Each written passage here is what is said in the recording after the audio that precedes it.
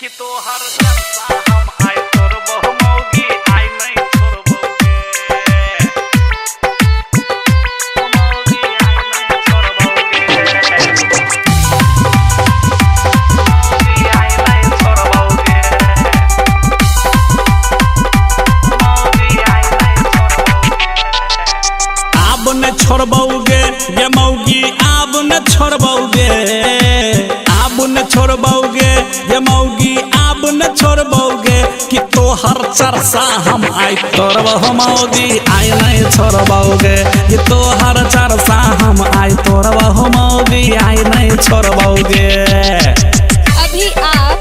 सुन रहे हैं जय श्री कैसेट कंपनी की प्रस्तुति। बहुमौगी आई नहीं छोड़बोगे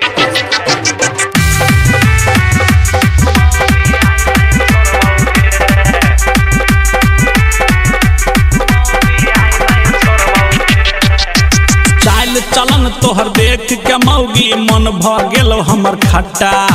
दू चार दिन से देखै छियौ तोड़ देबोगे फट्टा गे चाल चलन तोहर देख के मौगी मन भ गेल हमर खट्टा गे दू चार दिन से देखै छियौ तोड़ देबोगे फट्टा तोहरा चर्चा हम आई तोर बहुमौगी आई नहीं छोड़बोगे ये मौगी आई नहीं छोड़बोगे ये मौगी आई नहीं छोड़बोगे आई नहीं छोड़बोगे ये मौगी आई नहीं छोड़बोगे कि तोहर चर्चा हम आई तोर बहुमौगी आई नहीं छोड़बोगे कि तोहर चर्चा हम आई तोर बहुमौगी आई नहीं छोड़बोगे।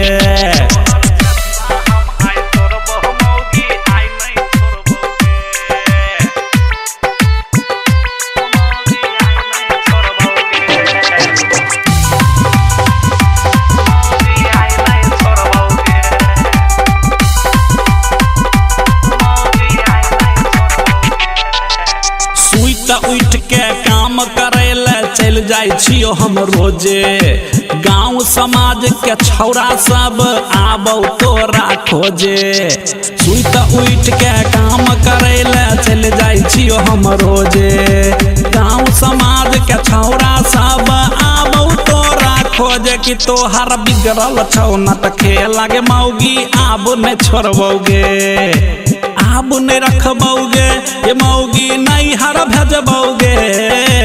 आब नहीं रखबोगे ये मौगी नहीं हर भेजबोगे कि तोहर चर्चा हम आई तोर बहुमौगी आब नहीं रखबोगे कि तोहर चर्चा हम आई तोर बहुमौगी आब नहीं रखबोगे।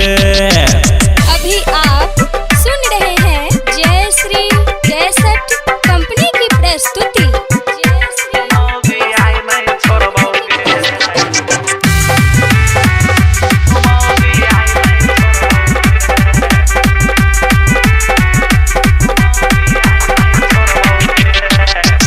सबा छौरा से रोज बतिया कर रहे छै नसियाइल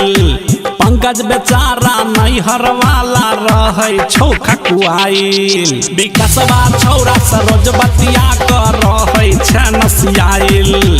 पंकज बेचारा नैहर वाला रहे छौ खकुआइल कि तोरा नैहरो नहीं भेजबोगे मौगी आब न छोड़बोगे आब न छोड़बोगे हिलोरी समूह हम तोड़बोगे आब न छोड़बोगे कि तोहर लोल हम तुरबोगे कि तोहर चर्चा हम आई तोर बहुमौगी आब न छोड़बोगे कि तोहर चर्चा हम आई तोड़बोगे मौगी आब न छोड़बोगे आब न छोड़बोगे ये मौगी आब न छोड़बोगे